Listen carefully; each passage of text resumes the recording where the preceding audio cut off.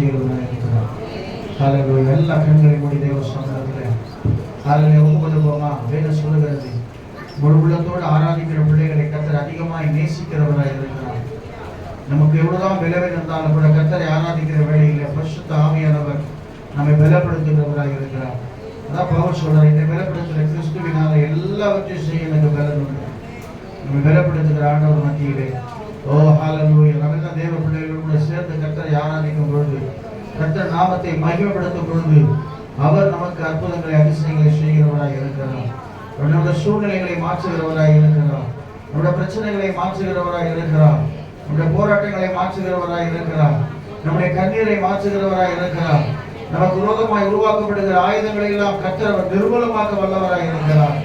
ஆக எல்லாம் கர்த்தரை ஸ்தோத்திரம் பண்ணி துதிப்போமா? கொஞ்ச நேரம் கண்களை மூடி தேவ சமூகத்துல ஆண்டவரே, நாங்கள் நம்மை துதிக்கும் பொழுது உடைய பிரசனங்கள் மத்தியில் இறங்கி வரட்டையா.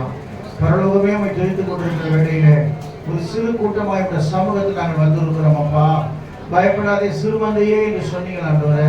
இந்த காலவெளியில் எங்கள் மத்தியில் நீர் அசைவாட போவதற்கான சோதனம், ஆவியானவர் எங்களோடு இடைபெற போவதற்கான சோதனம், எங்களை விடுதலையாக்க போவதற்கான சோதனம். ஹல்லேலூயா. சோதனம் சோதனம் சோதனம் சோதனம். துதிப்போம் துதிப்போம். எங்கே நாம 2-3 பேர் ஒருமனப்பட்டால்